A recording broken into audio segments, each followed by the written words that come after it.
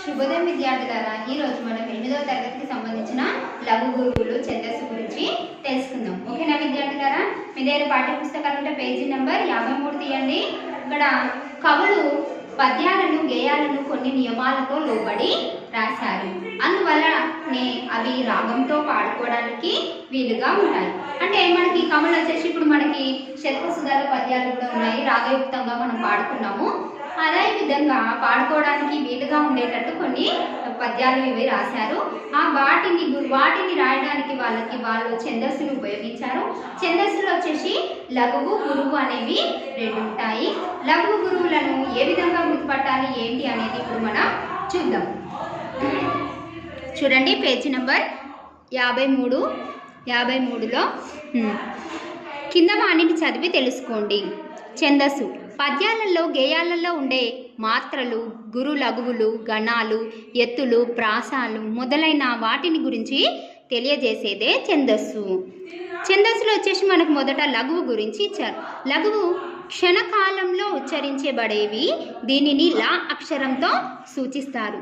దీని గుర్తు నిలువు గీత. అయితే మనకి లఘువు వచ్చేసి ఒక క్షణకాలంలో అంటే ఒక్క క్షణం కాలంలో మనకి ఉచ్చరించే వాటిని లఘువులు అని అనడం అనేది జరిగిందనమాట.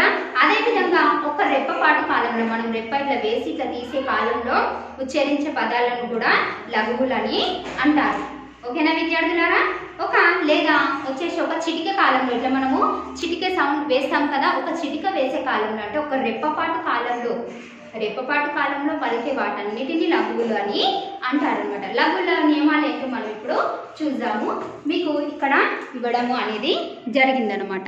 పేజీ నెంబర్ 53లో దీర్ఘాక్షరాలు కానివి వచ్చేసి ఉదాహరణకు ఆ, ఈ, ఏ, ఓ, క, బ, ర, కృ, క్ష అనేటివి.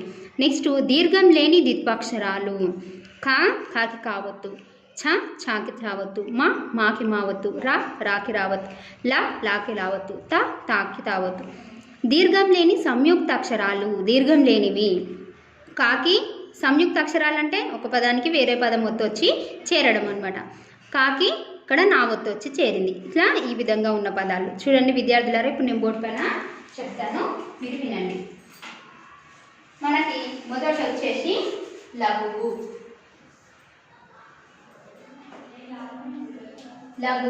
లఘువుని దేంతో సూచిస్తారనమాట? నిలువు గీతతోని దీన్ని సూచిస్తారు.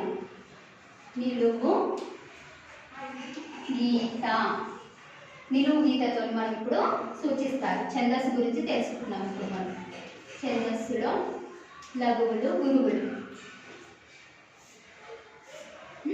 అయితే దాంట్లో లఘువు గురికి సంబంధించిన దాని గురించి మనం తెలుసుకోబోతున్నాం అనమాట.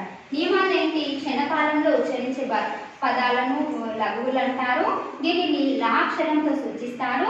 దీంతో వచ్చేసి నిలువు గీతను లఘువు అని అంటారనమాట. అయితే మొదట దీర్ఘాక్షరాలు కానివి. దీర్ఘాక్షరాలు అంటే ఏంటి మొదట చెప్తాను, ఒక్క నిమిషం. దీర్ఘాక్షరాలు కానివి ఏంటివి మనకి? దీర్ఘాక్షరాలు కానివి ఆ, సరేనా విద్యార్థులారా? నెక్స్ట్ ఈ, నెక్స్ట్ ఏ, ఓ, ఖ, బ, ర, కృ, ష. దీర్ఘాక్షరాలు అంటే ఏంటన్నమాట? ఆ దీర్ఘాక్షరాలు.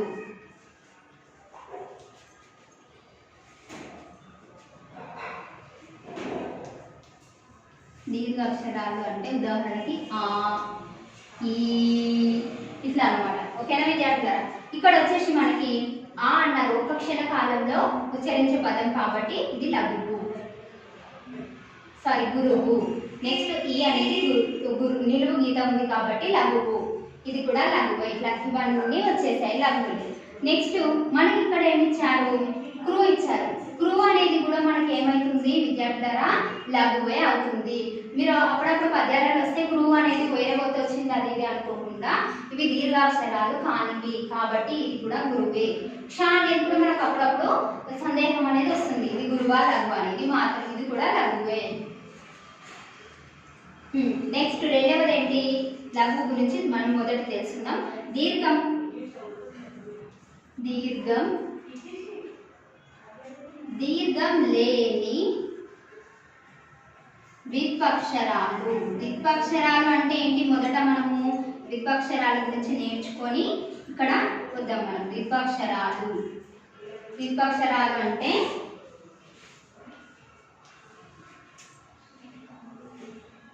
ద్విత్వక్షరాలు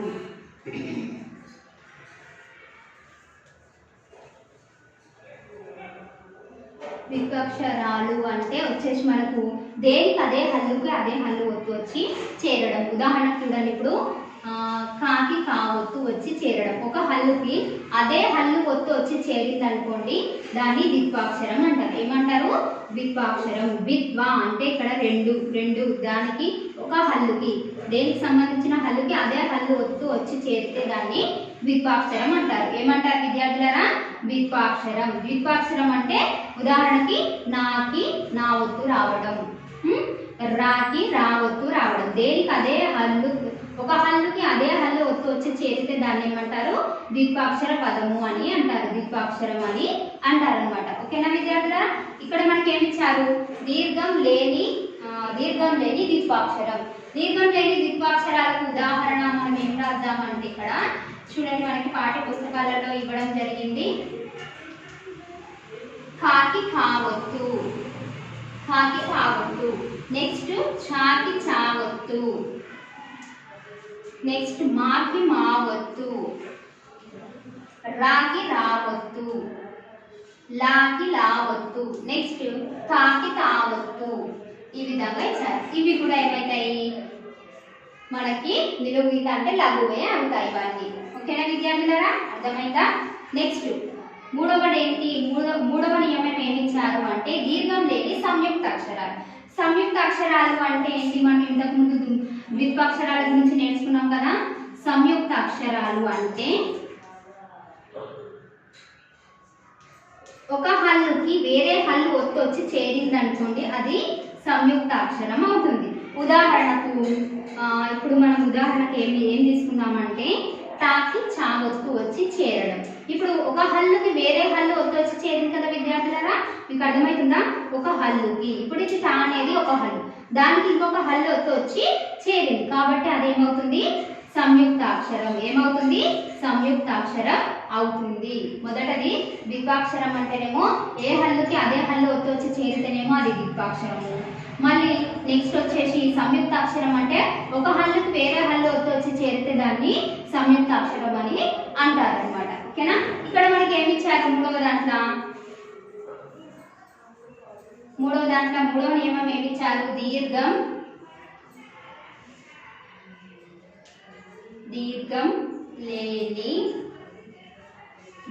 లేని సంయుక్త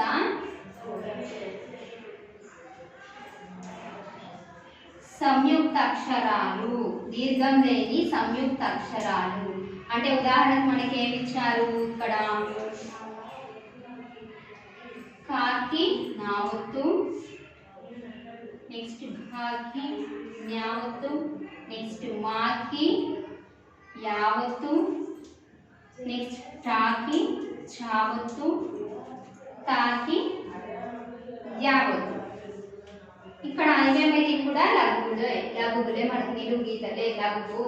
ఎందుకంటే ఒక హల్లుకి ఇంకొక హల్లుతో వచ్చి చేరింది. దీంట్లో 4 నియమాలు చూడండి, 3 నియమాలు చూడండి విద్యార్థులారా. దీంట్లో వచ్చేసి మొదట లఘువు అంటేనేమో ఒక క్షణ కాలంలో అంటే ఒక మనం కన్ను రేప వేసి తెరిచే కాలంలో పలికే వాటిని ఏమంటారు? లఘువులు అని అంటారు. లఘువుని నిలువు గీతతో సూచిస్తారు. ఇది వచ్చేసి దీర్ఘాక్షరాలు కానివి అంటే మనకు ఆ ఈ అనేవి దీర్ఘాక్షరాలు, కానివి అంటేనేమో ఆ ఈ ఏ కా ఈ విధంగా వచ్చినవి. దీనికి మాత్రమే వచ్చేసి లఘువులు వస్తాయన్నమాట. నెక్స్ట్ దీర్ఘం లేని ద్విత్వాక్షరాలు. ద్విత్వాక్షరం అంటే మొదట ఏంటి? ఏ హల్లుకి అదే హల్లు వచ్చి చేరితే దాన్ని ద్విత్వాక్షరం అంటారు. ద్విత్వాక్షరం దీర్ఘం లేనివి అంటున్నారు కాబట్టి కాకి కావత్తు ఒక హల్లుకి అదే హల్లు వచ్చి చేరింది, ఒక హల్లుకి అదే హల్లు వచ్చి చేరింది. అట్లా ఈ విధంగా మనకి ఈ మొత్తానికి ఇవన్నీ లఘువులు వచ్చాయి. నెక్స్ట్ మూడవ నియమం ఏంటి? దీర్ఘం లేని సంయుక్త అక్షరాలు. మొదట సంయుక్త అక్షరం అంటే ఒక హల్లుకు ఇంకొక హల్లు వచ్చి చేరడాన్ని సంయుక్త అక్షరం అంటారు. అట్లా దాంట్లో వచ్చేసి మనకి మాకి యావత్తు, టాకి చావత్తు ఇట్లా వచ్చింది కాబట్టి ఇవన్నీ ద్విత్వాక్షరాలు. అర్థమైన విద్యార్థులారా? ద్విత్వాక్షరాలు లేనివి సంయుక్త అక్షరాలు. ఇవి వచ్చేసి లఘువులలో ఈ విధంగా నియమంతో ఉన్నాయి. నెక్స్ట్ చూడండి విద్యార్థులారా, మనకి నెక్స్ట్ ఏమి ఇచ్చారు?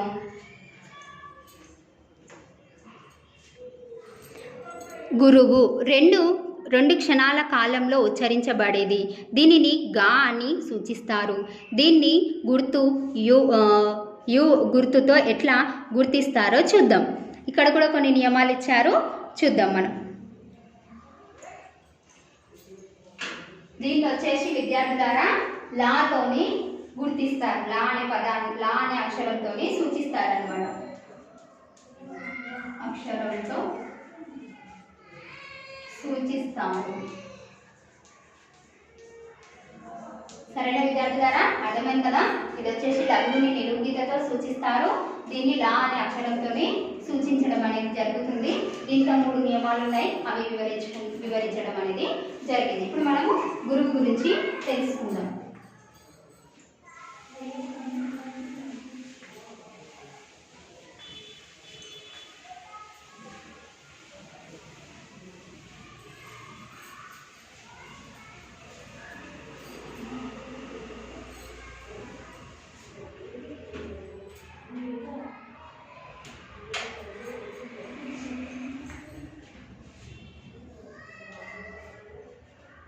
గురువు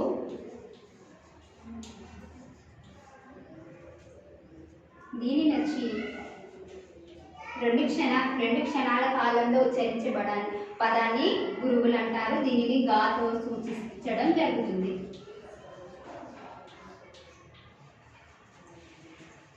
గా అని సూచిస్తారు.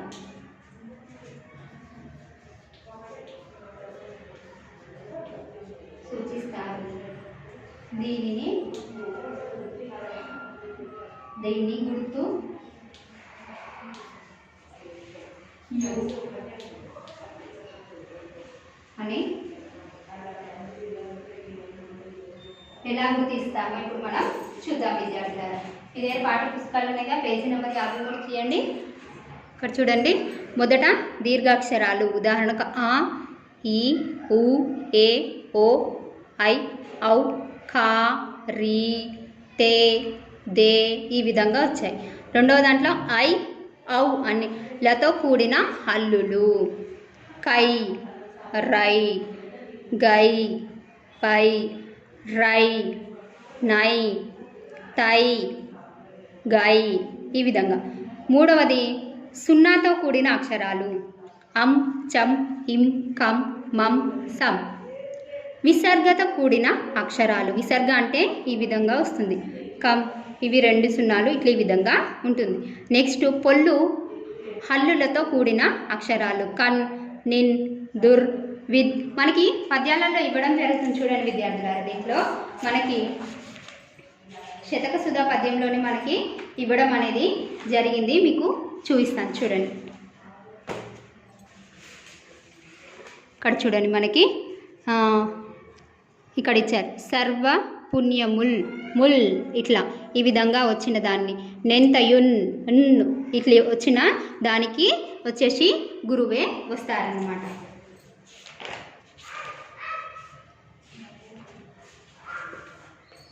నెక్స్ట్ చూడండి. ఇక్కడ దీర్ఘాక్షరాలతో ముందున్న అక్షరాలు గురువులు. దీర్ఘాక్షరం ఆ కాకి కావద్దు కదా, అక్క కాకి కావద్దు. ఆ ఇక్కడ కూడా గురువు, ఇది లఘు. కర్ర, చిన్న, బొమ్మ ఈ విధంగా వచ్చింది. సంయుక్త అక్షరాల ముందున్న అక్షరాలు కూడా గురువులే. పద్మ, రిక్త, చోట్ల, దివ్య ఈ విధంగా. ఓకేనా విద్యార్థులారా? ఇప్పుడు మనం బోర్డు పైన చేద్దాం. నెక్స్ట్ వన్ వచ్చేసి దీన్ని యుతో సూచిస్తారు. మొదట దీని గురించి తెలుసుకుందాం. మొదటి నియమం వచ్చేసి దీర్ఘాక్షరాలు. మనకి ఇందాక దీర్ఘాక్షరం కానివన్నారు కదా, ఇది వచ్చేసి 2 క్షణకాలంలో రెండు క్షణకాలం తీసుకుంటుంది. క్షణాలు 2 తీసుకుంటుంది అనమాట.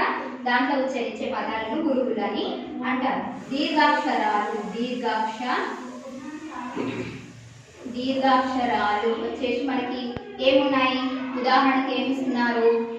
ఉదాహరణ వచ్చేసి మనకి ఏమి ఇచ్చారు ఇక్కడ? ఆ, నెక్స్ట్ ఈ, ఊ, ఏ, ఓ, ఐ,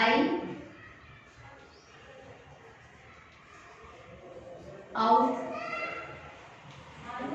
రి, తే, దే.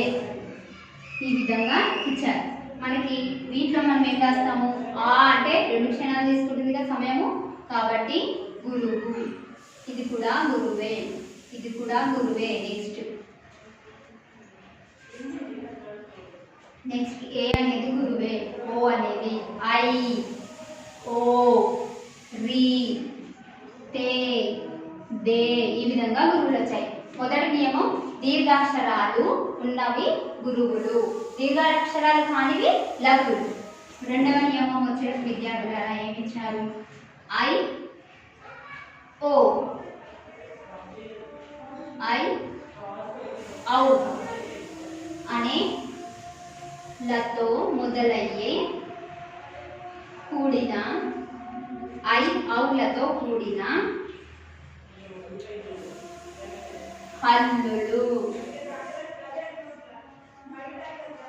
హల్లులు వచ్చేసి ఏంటివి? ఉదాహరణకి ఏమి ఇచ్చారు? ఉదాహరణ అని పెట్టండి. మనకి ఐ రావాలి, ఔ రావాలి, వాటితో వచ్చేవి. ఉదాహరణకి కై, రై, గై, పై, రై, నై, తై, గై. ఈ విధంగా ఇవి కూడా ఏమవుతాయి? గురువులు.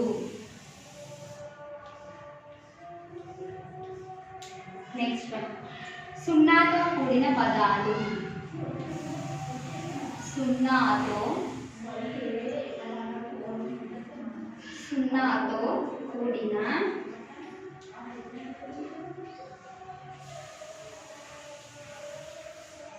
అక్షరాలు.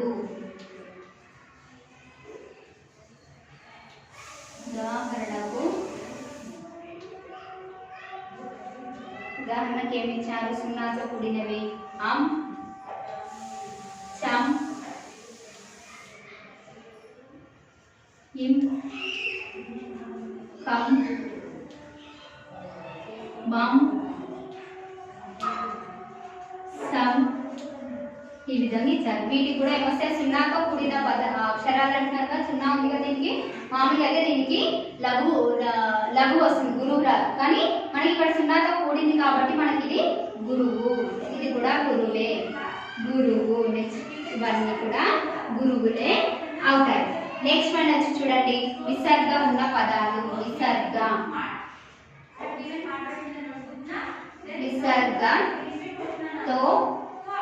విసర్గతో కూడిన అక్షరాలు. విసర్గతో కూడిన అక్షరాలు. ఉదాహరణకు ఏమిచ్చారు? కంకి దీన్ని విసర్గ అంటారు. దీన్ని ఏమంటారు? విసర్గ. నెక్స్ట్ వన్ వచ్చి మం, ఇట్లా విసర్గ. నెక్స్ట్ వన్ వచ్చి యా, నెక్స్ట్ వన్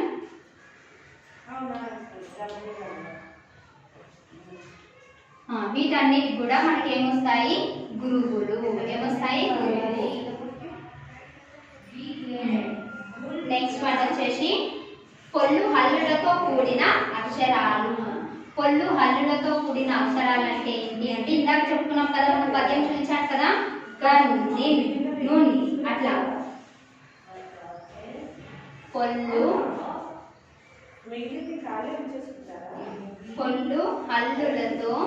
హల్లుతో కూడిన కూడిన అక్షరాలు.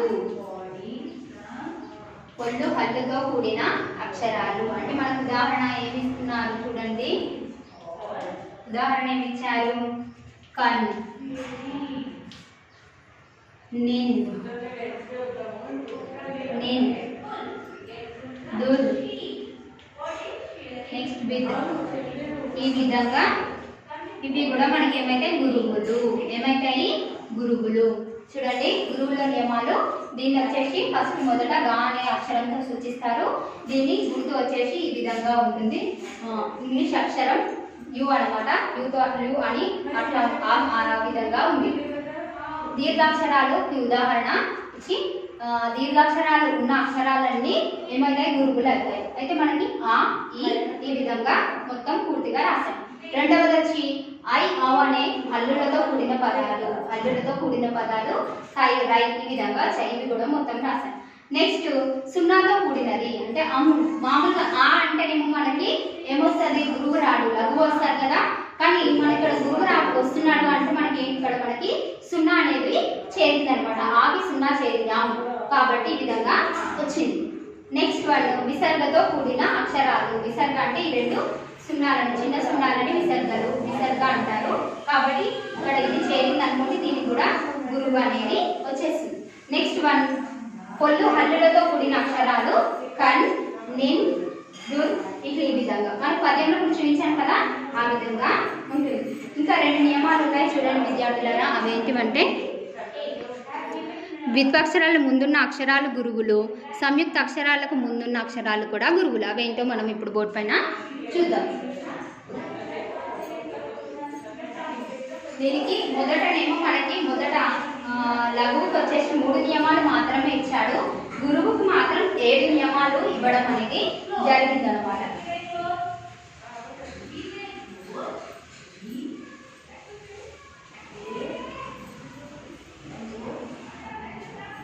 చూడండి ఇంకా 6వ నియమం వచ్చేసి 6వ నియమము దీర్ఘాక్షరాలు. ద్విత్వాక్షరాలకు ముందున్న అక్షరాలు గురువులు. ద్విత్వాక్షరాలు అంటే మనకి ఇంతకు ముందు చెప్పుకున్నాం కదా, అదే హల్లుకి ఒక హల్లుకి అదే హల్లు వచ్చి చేరడం. ద్విత్వాక్షరాలకు ముందున్న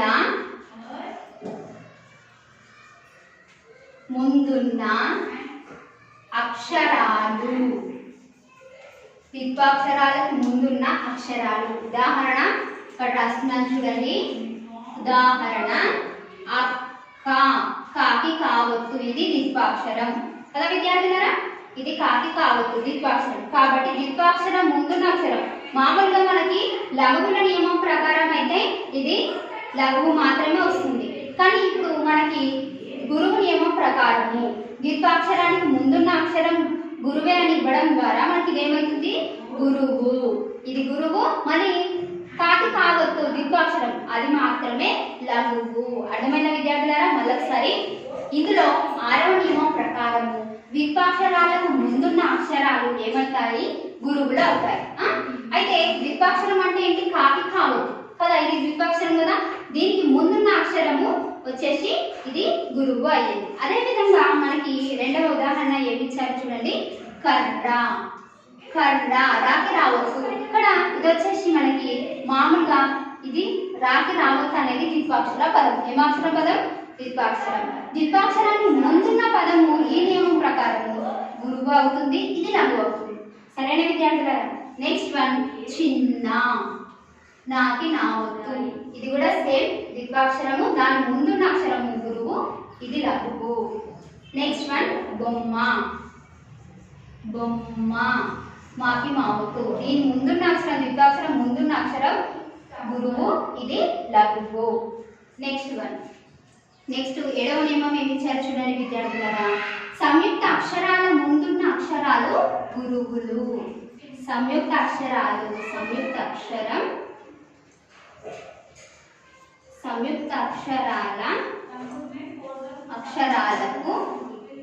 ముందున్న